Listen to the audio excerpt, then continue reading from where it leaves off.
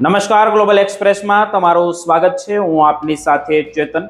આજના અમેરિકાના તારીખ 21 માર્ચ 2026ના મુખ્ય સમાચારોની વાત કરીશું। અમેરિકામાં રહો છો, અમેરિકાના રોજના ગુજરાતીમાં અપડેટ જાણવા માટે ગ્લોબલ એક્સપ્રેસને સબસ્ક્રાઇબ કરવાનું ભૂલતા નહીં। આજના મુખ્ય સમાચારોની આપણે વાત કરીએ તો 78 વર્ષની જર્જરિત કાયા, ધ્રુજતા હાથ અને સીડીઓ ચડવાનો એ અસહ્ય સંઘર્ષ। અમેરિકાના મેન્ચેસ્ટરમાં એક ડોરબેલ કેમેરામાં કેદ થયેલા આ દ્રશ્યોએ આખી દુનિયાને કેમ હચમચાવી દીધી। શું હતું એવું મજબૂરીનું કારણ કે આ ઉંમરે રિચર્ડને 6000 ડિલિવરી કરવી પડી? એક વાયરલ વિડીયો અને રાતોરાત બદલાયેલું નસીબ। જાણો કેવી રીતે આ લાચાર વૃદ્ધ બન્યા કરોડપતિ। આ પછીના સમાચારોની વાત કરીએ તો વર્ષોની મહેનત બાદ મળેલો અમેરિકન પાસપોર્ટ શું એક ઝટકે રદ થઈ શકે? ફ્લોરિડામાં 33 કરોડના કૌભાંડ બાદ લેવાયેલા ઐતિહાસિક નિર્ણયથી લાખો ભારતીયોમાં ફફડાટ ફેલાયો છે। જો તમે પણ કોરોનાના કાળમાં સરકારી લોન લીધી છે તો સાવધાન થઈ જજો। તપાસ એજન્સીઓના રડારમાં હવે કોનો નંબર છે? જાણો કેવી રીતે એક જૂઠું સોગંદનામું તમને જેલ અને દેશ નિકાલ સુધી પહોંચાડી શકે છે। આ પછીના સમાચારોની આપણે આગળ વાત કરીએ તો અમેરિકામાં ગેરકાયદેસર રહેતા લોકો માટે સૌથી મોટો ખતરો। પણ હવે ખુદ પોલીસ અધિકારીઓએ જ કેમ સૂર બદલ્યો છે? ફ્લોરિડાના શેરીફના ચોંકાવનારા નિવેદને વોશિંગ્ટન સુધી ખળભળાટ મચાવ્યો છે। શું નિર્દોષ લોકો પણ આ અભિયાનમાં પીસાઈ રહ્યા છે? કોની પર ગાજ પડશે નજર અને કોને મળશે રાહત? આ બદલતા માહોલમાં તમારી એક નાનકડી ભૂલ કેવી રીતે ભારે પડી શકે છે તે જાણવું અત્યારે ખૂબ જરૂરી છે। આ બધા જ સમાચારોની આપણે વિગતે ચર્ચા કરીએ। આપ જોતા રહો ગ્લોબલ એક્સપ્રેસ।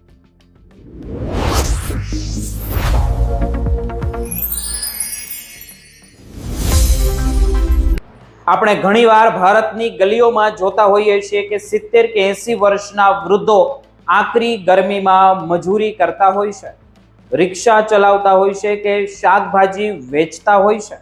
આપણને હંમેશા એવું લાગે છે કે ભારત જેવા વિકાસશીલ દેશમાં આ મજબૂરી સામાન્ય છે, પણ અમેરિકા જેવા સમૃદ્ધ અને સુપર પાવર ગણાતા દેશમાં આવું નહીં હોય। પરંતુ સત્ય તો એ છે કે પેટનો ખાડો પૂરવા માટેની લડાઈને કોઈ ભૌગોલિક સરહદો નડતી જ નથી।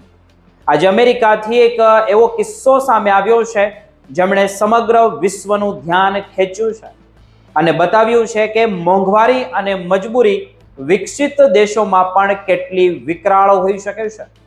મિત્રો, આ વાત છે અમેરિકાના ટેનેસી રાજ્યના મેન્ચેસ્ટર શહેરમાં રહેતા 78 વર્ષના રિચાર્ડ પુલીની। રિચાર્ડ પુલી એક આ ઉંમરે જ્યારે લોકો આરામ કરતા હોય છે ત્યારે ડોરડેશ નામની ફૂડ ડિલિવરી એપમાં ડ્રાઈવર તરીકે કામ કરી રહ્યા હતા। 78 વર્ષની જર્જરિત કાયા, ધ્રુજતા તેમના હાથ અને પગમાં અસહ્ય દુખાવો હોવા છતાં રિચાર્ડ લોકોના ઘર સુધી કોફી અને ખોરાક પહોંચાડવાનું કામ કરતા હતા। તેમના આ સંઘર્ષની જે વાત છે તે દુનિયા સામે ત્યારે આવી જ્યારે બ્રિટનની એક સ્મિથ નામની એક ગ્રાહકે પોતાના ઘરના રિંગ ડોરબેલ કેમેરામાં રિચર્ડને જોયા। વિડીયોમાં સ્પષ્ટ જોઈ શકાતું હતું કે રિચર્ડ અત્યંત મુશ્કેલીથી પોતાના પગ ખેંચીને સીડીઓ ચડી રહ્યા હતા અને હાંફતા હાંફતા ઓર્ડર ડિલિવરી કરી રહ્યા હતા।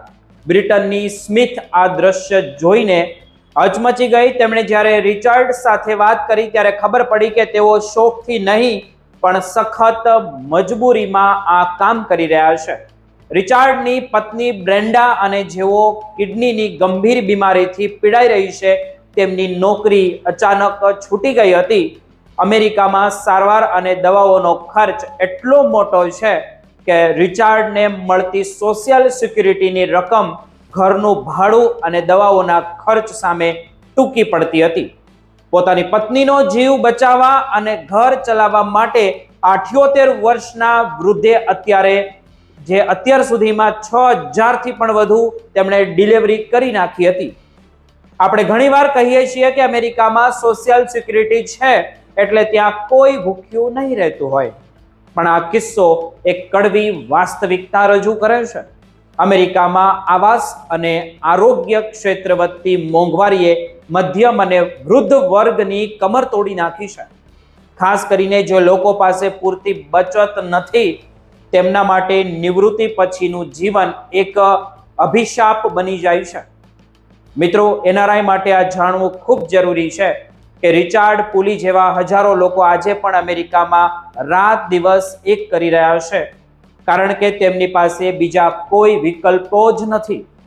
પરંતુ આ કરુણ વાત એક સુંદર વળાંક પણ લે છે.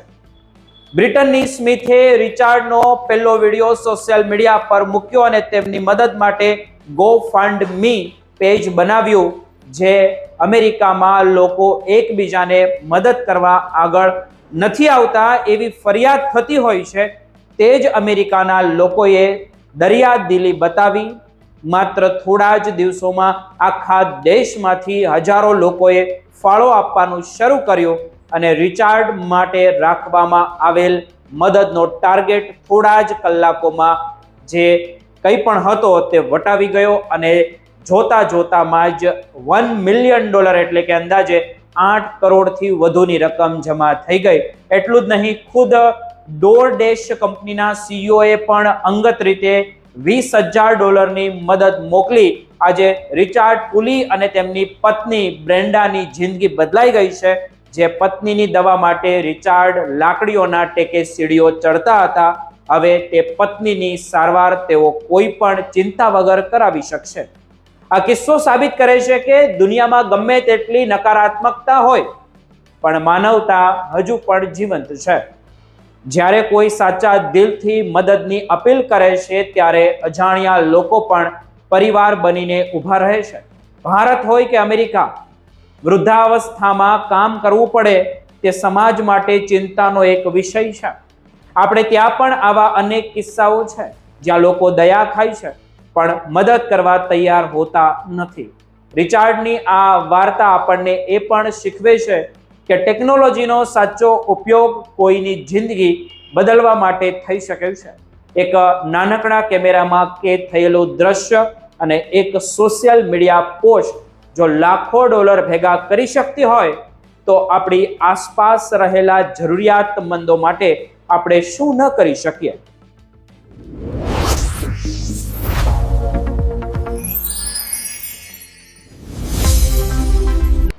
અમેરિકાના ફ્લોરિડાથી એક એવા આઘાતજનક કિસ્સાઓ સામે આવ્યા છે જેમણે ત્યાં સ્થાયી થયેલા લાખો પ્રવાસીઓ અને ખાસ કરીને બિઝનેસ સાથે જોડાયેલા ભારતીય સમુદાયમાં ફફડાટ ફેલાવી દીધો છે.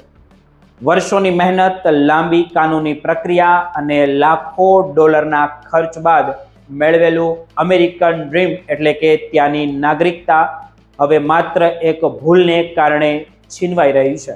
સામાન્ય રીતે અમેરિકામાં ગંભીર ગુનાઓ બદલ જેલની સજા થતી હોય છે, પરંતુ નાગરિકતા રદ થવી એ અત્યંત દુર્લભ ઘટના માનવામાં પણ આવે છે. જો કે તાજેતરમાં ફ્લોરિડાના એક કિસ્સામાં $4 મિલિયન એટલે કે અંદાજે 33 કરોડ રૂપિયાથી વધુનું કૌભાંડ કરનાર વ્યક્તિની નાગરિકતા કાયમ માટે રદ કરી દેવામાં આવી છે. મિત્રો, આ ઘટના બાદ હવે એવા લોકોની પણ ઊંઘ હરામ થઈ ગઈ છે જેમણે કોવિડ મહામારી દરમિયાન સરકારી યોજનાઓ હોય કે પછી કોઈ પણ એવી મોટી યોજનાની ખોટી રીતે તેમણે લાભ લીધો હતો. વિગતવાર આપણે વાત કરીએ તો કોરોના કાળ દરમિયાન જ્યારે સમગ્ર વિશ્વ થંભી ગયું હતું ત્યારે અમેરિકી સરકારે નાના અને મોટા ઉદ્યોગ સાહસકોને મદદ કરવા માટે પેચેક પ્રોટેક્શન પ્રોગ્રામ PPP એટલે કે અને DIDL જેવી યોજનાઓ શરૂ કરી હતી. આ યોજના હેઠળ સરકાર વ્યાજ વગરની લોન આપતી હતી અને જો આ નાણાંનો યોગ્ય ઉપયોગ કર્મચારીઓના પગાર કે ધંધાના વિકાસ માટે થયો હોય તો તેને માફ પણ કરી દેવામાં આવતી હતી. આ યોજનાનો લાભ લઈને ઘણા ગુજરાતીઓ સહિત અનેક લોકોએ પોતાનો વ્યવસાયને બેઠો કર્યો, પરંતુ કેટલાક લાલચુ તત્વોએ બોગસ કંપનીઓ અને ખોટા દસ્તાવેજો બનાવીને સરકાર પાસેથી કરોડો ડોલરની લોન હડપી લીધી હતી. ફ્લોરિડાના આ કિસ્સામાં આરોપીઓએ સરકાર સમક્ષ ખોટું બોલીને $4 મિલિયન લોન મેળવી હતી. તપાસમાં બહાર આવ્યું કે જ્યારે તેની નાગરિકતાની પ્રક્રિયા અંતિમ તબક્કામાં હતી ત્યારે તેણે જાણી જોઈને પોતાની ગુનાહિત પ્રવૃત્તિઓ છુપાવી હતી અને સરકાર સમક્ષ સોગંદનામું કર્યું હતું કે તેણે કોઈ ગુનો કર્યો જ નથી. કાયદાકીય દ્રષ્ટિકોણથી જોઈએ તો અમેરિકામાં જો કોઈ વ્યક્તિ નાગરિકતા મેળવતી વખતે ખોટી માહિતી આપે અથવા તો પોતાનો ગુનાહિત ઇતિહાસ છુપાવે તો તેને અનલોફુલી પ્રોડ્યુક્ટ સિટીઝનશીપ માનવામાં આવે છે. આ કિસ્સામાં કોર્ટે સ્પષ્ટ કહ્યું છે કે જે નાગરિકતા પાયામાં જ જૂઠાણાના આધારે લેવામાં આવી હોય તેમને જાળવી રાખવાનો વ્યક્તિને કોઈ અધિકાર જ નથી. આ ચુકાદાએ એક મોટો દાખલો બેસાડ્યો છે કે માત્ર જેલ જ નહીં પણ તમારો પાસપોર્ટ, દેશમાં રહેવાના અધિકારો પણ બધા જ છીનવાઈ શકે છે. નોંધનીય છે કે અમેરિકામાં મોટી સંખ્યામાં ગુજરાતીઓ હોટેલ, મોટેલ અને ગેસ સ્ટેશન જેવા વ્યવસાયો સાથે સંકળાયેલા છે.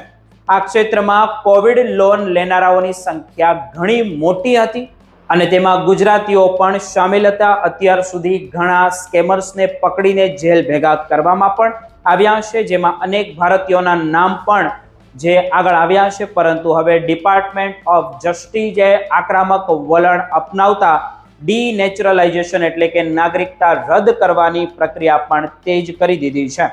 આ કિસ્સો એવા તમામ લોકો માટે લાલ બત્તી સમાન ગણાય જેઓ એમ માનતા હતા કે એકવાર અમેરિકાના નાગરિક બની ગયા પછી કોઈ તેમનું કંઈ પણ બગાડી શકશે નહીં કે કોઈ ઉખેડી શકશે નહીં. તપાસ એજન્સીઓ હવે આધુનિક ડેટા એનાલિટિકલ્સનો ઉપયોગ કરીને જૂના રેકોર્ડ્સને ફેદી રહી છે. જો કોઈને પણ નેચરલાઇઝેશનના ઇન્ટરવ્યૂ વખતે અથવા તો ફોર્મ ભરતી વખતે કોઈ પણ પ્રકારની છેતરપિંડી કરી હશે તો તેમના પર હવે ગાજ નજર રહેશે. અને આ ઘટનાથી આપણે જોઈએ તો પ્રવાસી સમુદાયમાં એ સંદેશ ગયો છે. અમેરિકન સરકાર ટેક્સ પેયરના પૈસાની ઉપચાપત કરનારાઓને હવે જરાય પણ નીચે લેવા માંગતી નથી. અંતે તે વ્યક્તિએ લાખો ડોલરની લાલચમાં પોતાની વર્ષોની મહેનતની મેળવેલી આ ઓળખ ગુમાવી છે. તેની પાસે હવે જેલવાસ ભોગવ્યા બાદ દેશ નિકાલ એટલે કે ડિપોર્ટેશન થવા સિવાય બીજો કોઈ રસ્તો બચ્યો જ નથી. આ એક ચેતવણી છે કે કાયદાની નજરમાંથી બચવું મુશ્કેલ છે અને જૂઠના પાયા પર તમારે આગળ ક્યારેય પણ ન વધવું જોઈએ. ભવિષ્ય તમને ક્યાં લઈને જશે અને તમારું બધું જ ધરાશાયી થઈ શકે છે.